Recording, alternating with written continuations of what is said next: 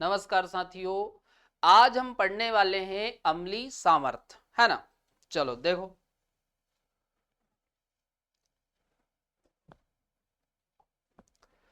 तो अम्लीय सामर्थ्य के दो केस बनते हैं। अम्लीय सामर्थ्य के कितने केस बनते हैं? दो। देखो, यदि आपको ऐसे यौगिक दिए हुए हैं जिनमें ऑक्सीकरण अवस्था समान है, तो फिर आपको देखना पड़ेगा विद्युत ऋणात्मकता। क्या देखनी पड़ेगी? विद्युत ऋणात्मकता। चलो देखो इधर,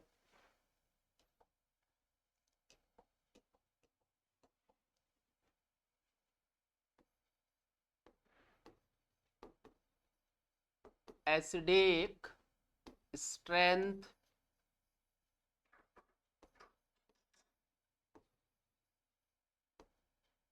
एसिडिक स्ट्रेंथ डायरेक्टली प्रोपोर्शनल होती है इलेक्ट्रोनेगेटिविटी के।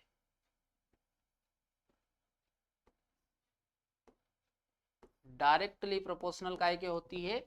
इलेक्ट्रोनेगेटिविटी के। पर ये कंसेप्ट आपको कब लगाना है? जब ऑक्सीकरण अवस्था समान हो, है ना। चलो देखो, जैसे मान लो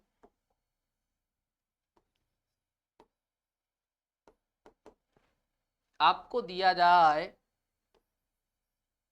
HNO3, अगला H3PO4 दिया जाए, H3AsO4 दिया जाए, H3SbO4। चलो, अब इनमें हम देखते हैं पहले ऑक्सीकरण अवस्था की ऑक्सीकरण अवस्था समान है या नहीं है। चलो देखो, तो जिसकी ऑक्सीकरण अवस्था निकालनी रहती है उसकी मान लेते हैं x, हाइड्रोजन के कारण +1 और ऑक्सीजन के कारण -6 इक्वल टू 0। तो x इक्वल टू, चलो स्टेप बढ़ा लेते हैं अपन थोड़े, तो x -5 इक्वल टू 0। तो x इक्वल टू +5। तो यहां पर आप देखो ऑक्सीकरण अवस्था आ रही है +5। चलो यहां पर देखो, फास्फोरस के कारण हम मान लेते हैं x। कितने हाइड्रोजन है? 3। तो 3 हाइड्रोजन के कारण हो जाएगा +3। कितने ऑक्सीजन है? 4। 4 ऑक्सीजन के कारण हो जाएगा -8 इक्वल टू 0। तो x -5 इक्वल टू 0। तो x इक्वल टू +5। अगला देखो, यहां भी देखो +5 आ रही है। अगला देखो,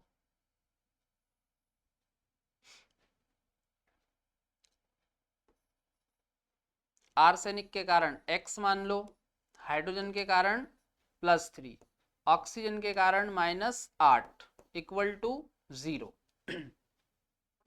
तो x -5 इक्वल टू 0। तो x इक्वल टू +5।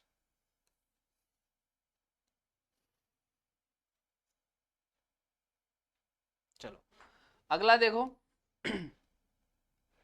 एंटीमनी के कारण x, हाइड्रोजन के कारण +3, ऑक्सीजन के कारण -8 इक्वल टू 0। तो x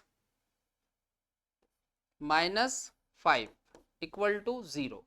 तो x इक्वल टू +5 आ जाएगा। तो यहां भी आप देखो ऑक्सीकरण अवस्था +5 आ रही है ना। तो ध्यान रखना ये केस आपको कब लगाना है? जब ऑक्सीकरण अवस्था समान हो, है ना। चलो, तो ध्यान रखना। अब मेरे को ये बताओ, नाइट्रोजन, फास्फोरस, आर्सेनिक, एंटीमनी, हम समूह में नीचे जा रहे हैं।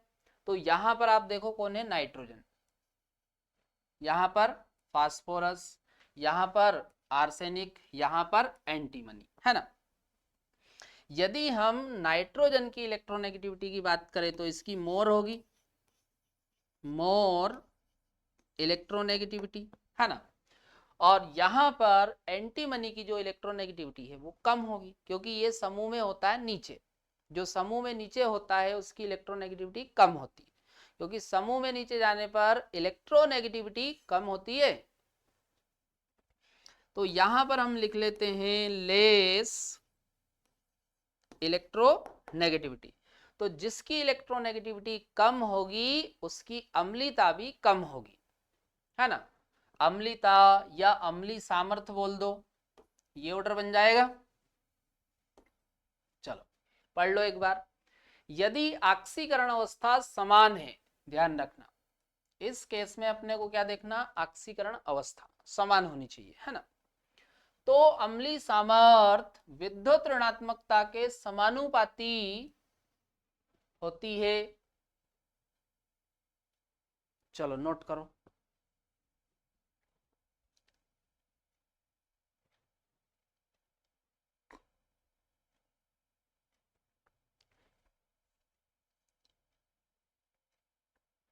चलो कर लिया नोट। अगला देखो, अगला केस है, यदि विद्युत ऋणात्मकता समान है, तो यदि विद्युत ऋणात्मकता समान है तो अम्लीय सामर्थ्य ऑक्सीकरण अवस्था के होती है समानुपाती, है ना। चलो देखो,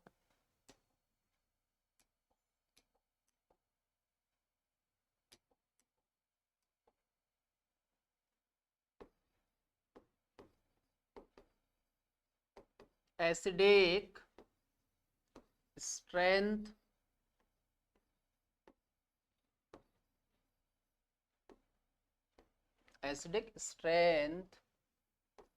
डायरेक्टली प्रोपोर्शनल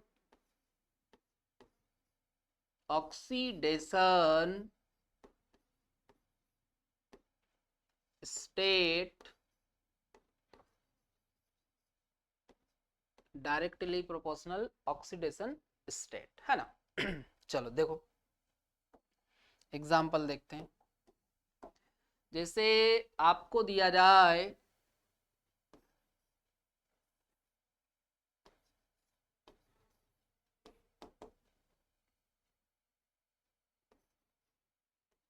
N2O दे दिया जाए, NO दे दिया जाए,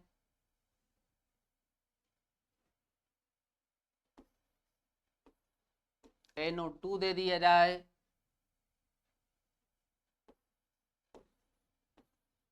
N2O4 दे दिया जाए,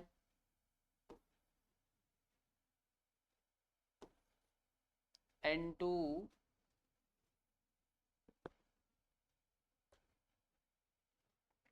चलो इधर देखो,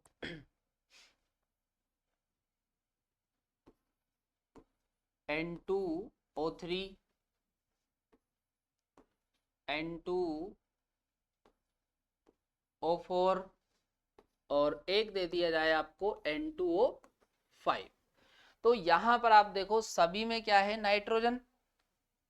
भाई जितने भी दिए हैं इनमें सभी में क्या है, नाइट्रोजन, नाइट्रोजन, नाइट्रोजन, नाइट्रोजन, और इसमें भी नाइट्रोजन, यहां भी नाइट्रोजन है। तो भाई सीधी सी बात है, विद्युत ऋणात्मकता कैसी हो गई, समान। तो फिर अब हमें क्या देखना है, ऑक्सीकरण अवस्था। चलो देखो, तो जिसकी ऑक्सीकरण अवस्था निकालनी है उसकी मान लेते हैं एक्स, कितने नाइट्रोजन है, 2, तो 2x ऑक्सीजन के कारण -2 इक्वल टू 0। तो 2x इक्वल टू +2, तो x equal to +1।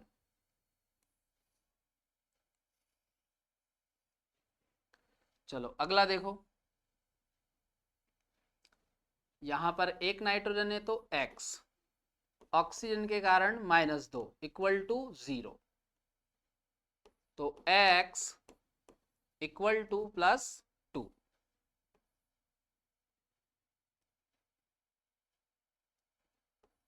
x equal two plus 2, है ना।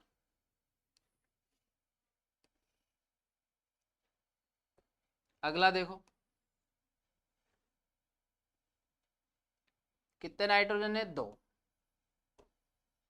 तो 2x माइनस 6 इक्वल टू 0, तो 2x इक्वल टू प्लस 6, तो x इक्वल टू आ जाएगा प्लस 3। चलो अगला देखो, कितने नाइट्रोजन है, 2, तो 2x माइनस 8 इक्वल टू 0, तो 2x इक्वल टू प्लस 8, तो x इक्वल टू प्लस 4। अगला देखो, कितने नाइट्रोजन है, 2, तो 2x माइनस 10 इक्वल टू 0, तो 2x इक्वल टू प्लस का 10, तो x इक्वल टू प्लस का 5।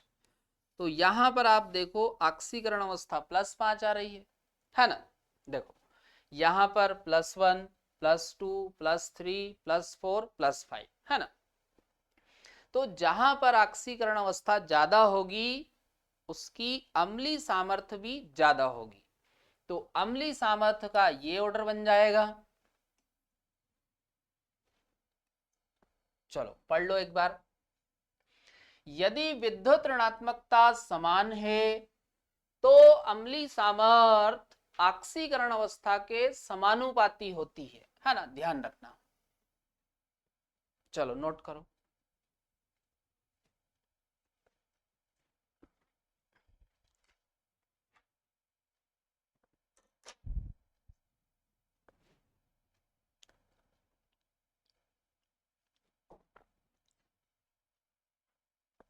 चलो कुछ और ऑर्डर हम देखते हैं।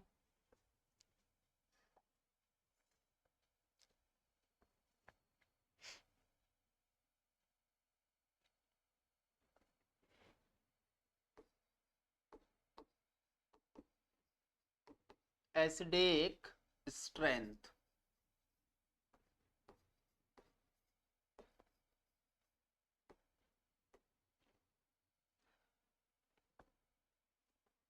जैसे मान लो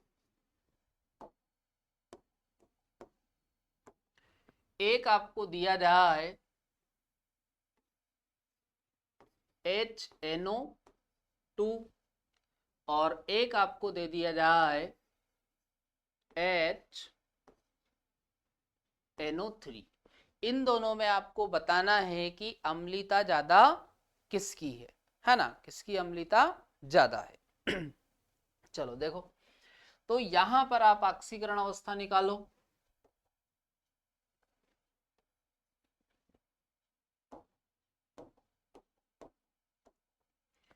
तो बताओ, नाइट्रोजन की मान लेते हैं x, हाइड्रोजन के कारण +1, ऑक्सीजन के कारण -4 इक्वल टू 0, तो x -3 इक्वल टू 0।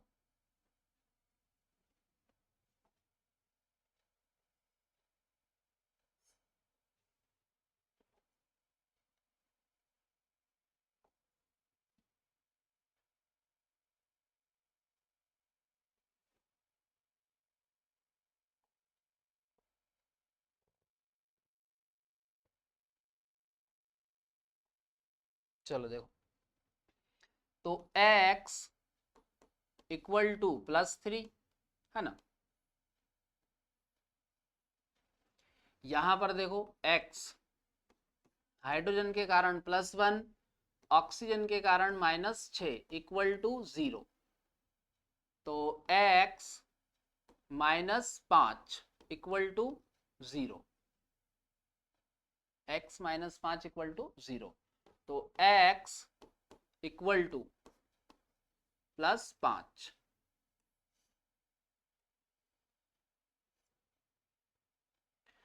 तो जहां पर ऑक्सीकरण अवस्था ज्यादा होगी उसकी अम्लता भी ज्यादा होगी, है ना, क्योंकि देखो दोनों ही नाइट्रोजन है, तो विद्युत ऋणात्मकता तो कैसी हो गई, समान। तो कैसे देखेंगे, ऑक्सीकरण अवस्था से, है ना। चलो एक ऑर्डर और देख लेते हैं हम, एसिडिक स्ट्रेंथ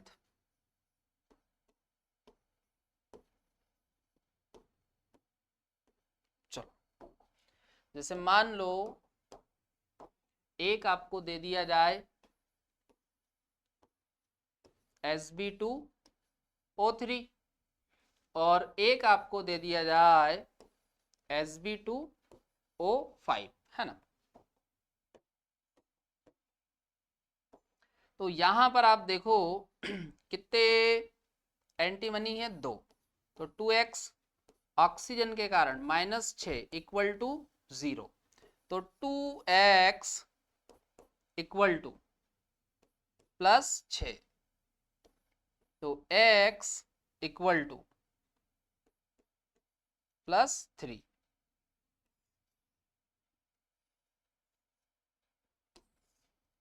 अगला देखो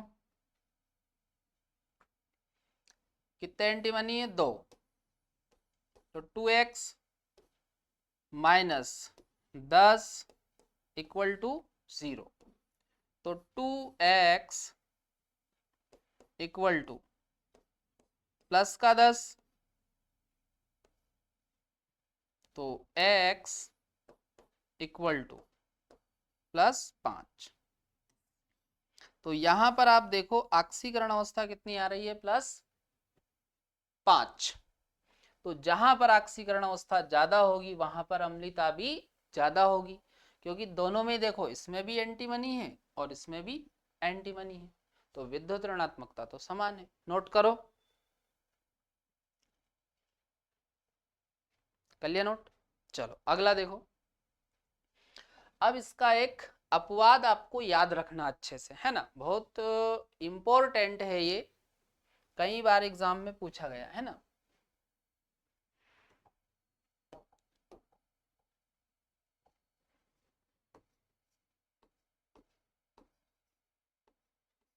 एक्सेप्शन हिंदी में क्या बोलते हैं, अपवाद, है ना, अपवाद करके याद रखना आप, है ना। चलो जैसे H3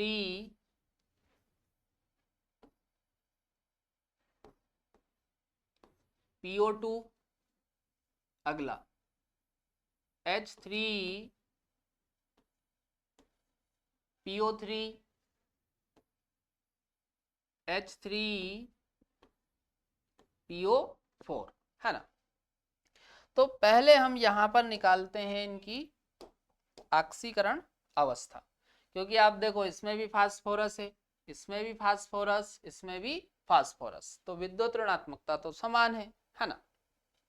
चलो तो यहां पर ऑक्सीकरण अवस्था निकालो, तो फास्फोरस की हमने मान ली x, हाइड्रोजन के कारण +3, ऑक्सीजन के कारण -4 इक्वल टू 0, तो x -1 इक्वल टू 0, तो x इक्वल टू +1।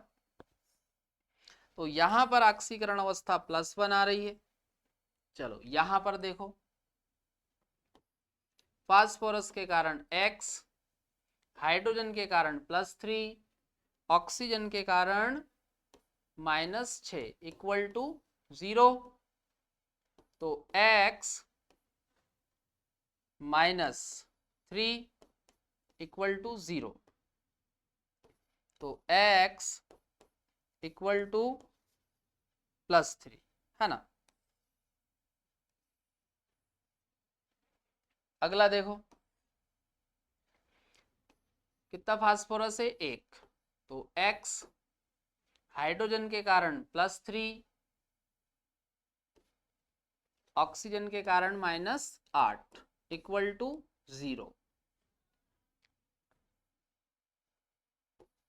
तो x -5 इक्वल टू 0। तो ये आ जाएगा x इक्वल टू +5। तो रूल के अकॉर्डिंग इसकी अम्लता सबसे ज्यादा होनी चाहिए, पर इसकी अम्लता सबसे कम है ना। तो अम्लता का ऑर्डर ये बनेगा, ध्यान रखना।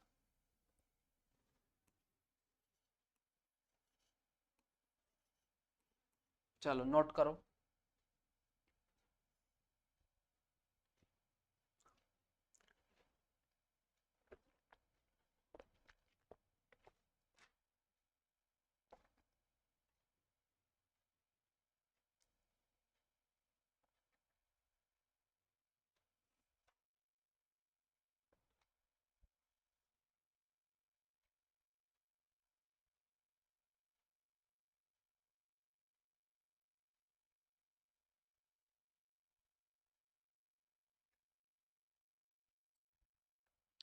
चलो कर लिया नोट। अगला देखो, अगला हम पढ़ेंगे डाई नाइट्रोजन का निर्माण, है ना।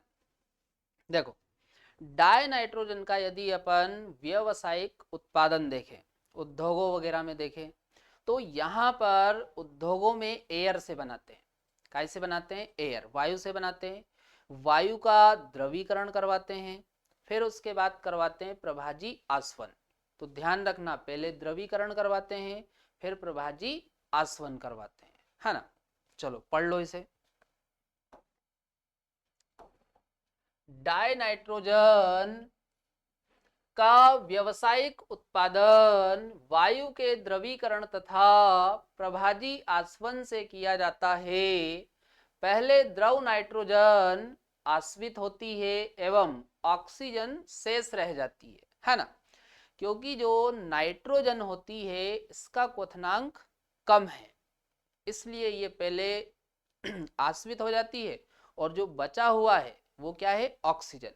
क्योंकि ऑक्सीजन का जो क्वथनांक है वो ज्यादा होता है ना। चलो देखो, व्यावसायिक उत्पादन, वायु के द्रवीकरण, है ना, तथा प्रभाजी आसवन।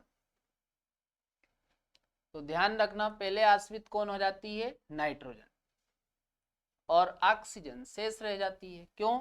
क्योंकि ऑक्सीजन का जो क्वथनांक है, क्वथनांक ज्यादा होता है और नाइट्रोजन का कम होता है। चलो अगला देखो।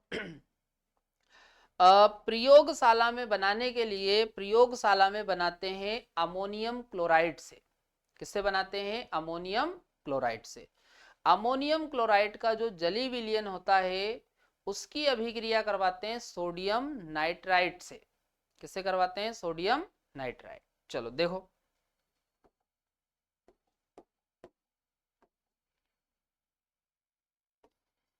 NH4Cl, ये हो गया अमोनियम क्लोराइड एक्वस, है ना। इसकी अभिक्रिया करवाते हैं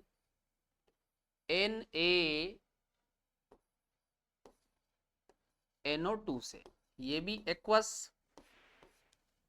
चलो अब देखो आगे, तो यहां पर बन जाएगा N2 gas plus H2O plus NaCl। तो ये NaCl एक्वस और ये लिक्विड, है ना। चलो पढ़ लो एक बार इसे। प्रयोगशाला में डाई नाइट्रोजन बनाने के लिए अमोनियम क्लोराइड के जलीय विलयन की सोडियम नाइट्राइट के साथ अभिक्रिया कराई जाती है ना। तो ध्यान रखना, प्रयोगशाला, अमोनियम क्लोराइड के जलीय विलयन, है ना, किसके साथ अभिक्रिया करवाते हैं? Sodium nitrite. चलो, तो ध्यान रखना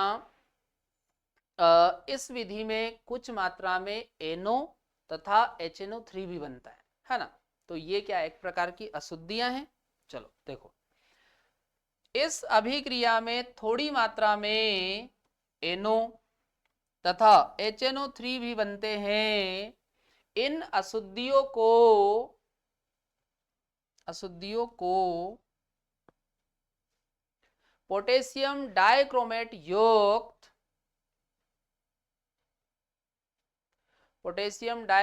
युक्त सल्फ्यूरिक अम्ल के जलीय विलयन में से प्रवाहित कर दूर किया जाता है ना। पोटेशियम डाइक्रोमेट युक्त सल्फ्यूरिक अम्ल, है ना। ये यहाँ पे थोड़ी सी मिस्टेक है ना, इसको अपन सही कर लेते हैं।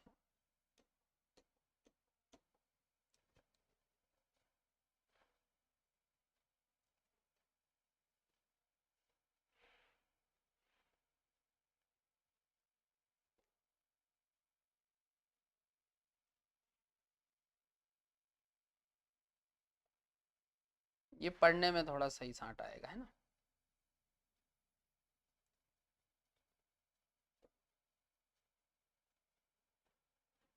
अब पढ़ो।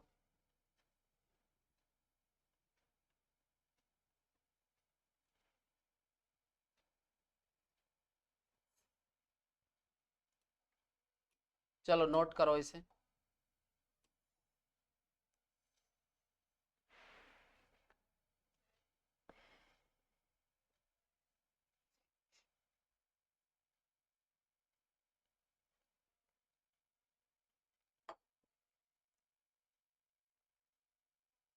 कर लिया नोट। चलो अगला देखो। अगला हम इसे अमोनियम डाइक्रोमेट के तापीय अपघटन से भी बना सकते हैं। काय का तापीय अपघटन करवाना है? Ammonium dichromate. चलो देखो,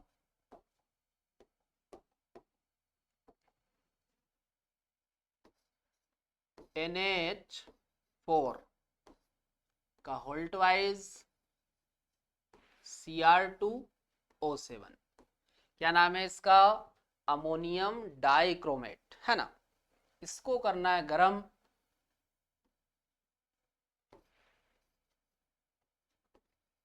हीट, है ना, गरम करना है इसको। तो यहां पर बन जाएगा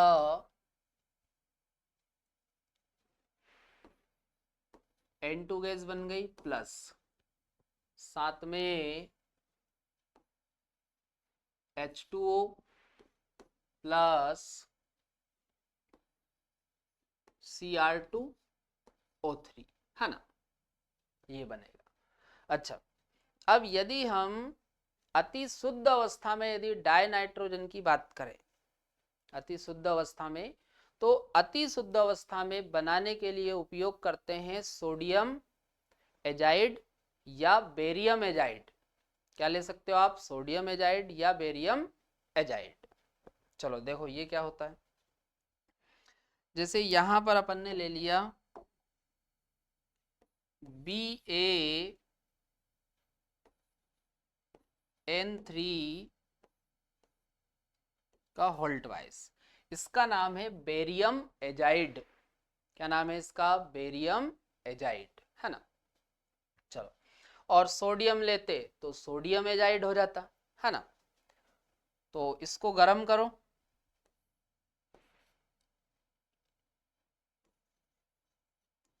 हीट। तो यहां पर ये Ba प्लस साथ में N2। चलो पढ़ लो एक बार इसे। अति शुद्ध अवस्था में नाइट्रोजन सोडियम या बेरियम एजाइड के तापीय अपघटन से भी प्राप्त की जा सकती है ना। ध्यान रखना, अति शुद्ध अवस्था में सोडियम एजाइड या बेरियम एजाइड का क्या करवाना है आपको? तापीय अपघटन, है ना। चलो नोट करो।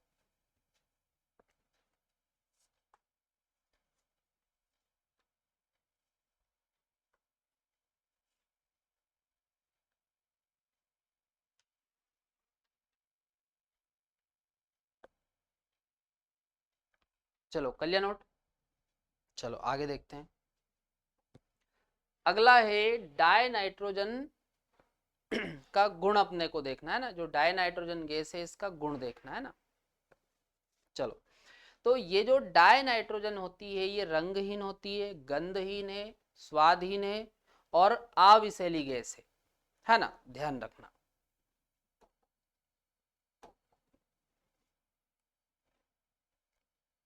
तो डाई नाइट्रोजन रंगहीन, गंधहीन, स्वादहीन तथा अविषैली गैस है। चलो अगला, नाइट्रोजन परमाणु के यदि हम समस्थानिक देखें तो इसके दो स्थायी समस्थानिक होते हैं, N14 और N15, है ना। और जल में इसकी जो विलेयता है वो कम होती है, बहुत कम विलेयता है। और साथ में इसका गलनांक क्वथनांक देखें तो वो भी कैसा होता है, कम, है ना। नाइट्रोजन परमाणु के दो स्थायी समस्थानिक है ना, ध्यान रखना। स्थायी समस्थानिक कितने इसके, दो, N14 तथा N15। इसकी जल में विलेयता बहुत कम तथा हिमांक और क्वथनांक भी कम है ना। अच्छा, यहां पर थोड़ी सी मिस्टेक है, इसे सुधारते हैं पहले, है ना। यहां पर N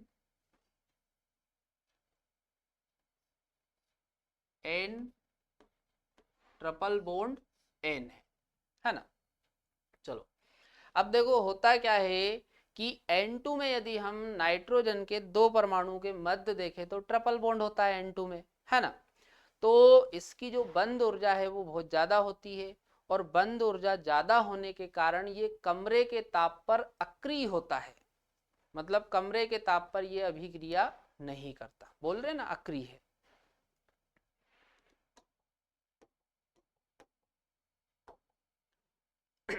N triple bond N बंद की उच्च आबंद एंथैल्पी के कारण डाई नाइट्रोजन कमरे के ताप पर काफी अक्रिय है ना।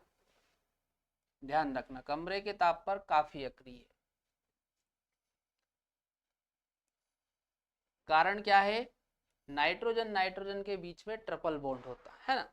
अब जैसे हम ताप बढ़ाते हैं तो ताप बढ़ाने पर इसकी जो क्रियाशीलता है वो तेजी से बढ़ती है। तो ये धातुओं के साथ भी अभिक्रिया कर लेती है और अधातुओं के साथ भी अभिक्रिया कर लेती है।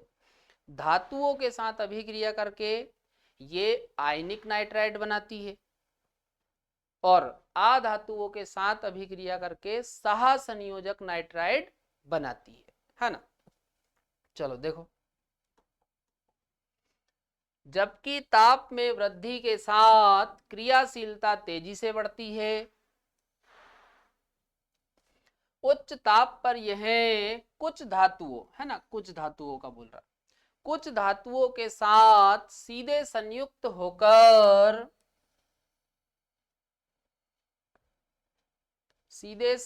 होकर मुख्य रूप से आयनिक नाइट्राइड भी बोल सकते हैं आप, है ना, तथा अधातुओं के साथ सह संयोजक नाइट्राइडो। चलो देखो कुछ अपन रिएक्शन देखते हैं यहाँ पर। जैसे मान लो हमने लिया लिथियम, क्या लिया, लिथियम। तो लिथियम की अभिक्रिया करवा दी हमने N2 के साथ, है ना, और यहां पर कर दिया हमने हीट। चलो तो ये अभिक्रिया करके बना लेगा Li3n। तो ये आप देखो मेटल के साथ अभिक्रिया करवा रहे हैं अपन, तो ये जो नाइट्राइड है ये कैसा होगा, आयनिक, है ना। तो यहां पर अपन लिख सकते हैं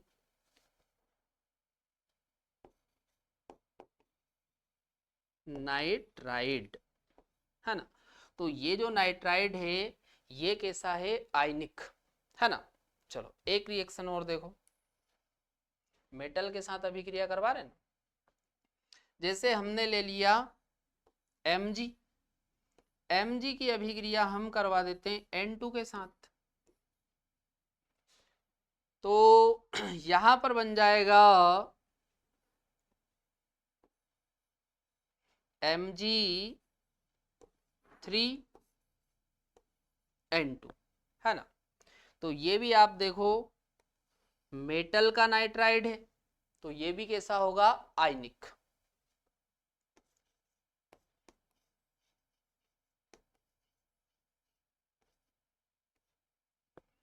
चलो नोट करो।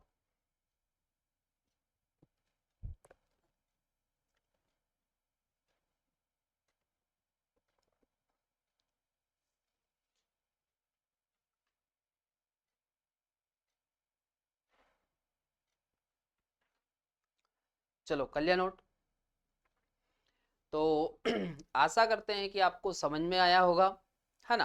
तो इस वीडियो में हम यहीं तक रखते हैं, इसके आगे हम कल कंटिन्यू करते हैं, है ना।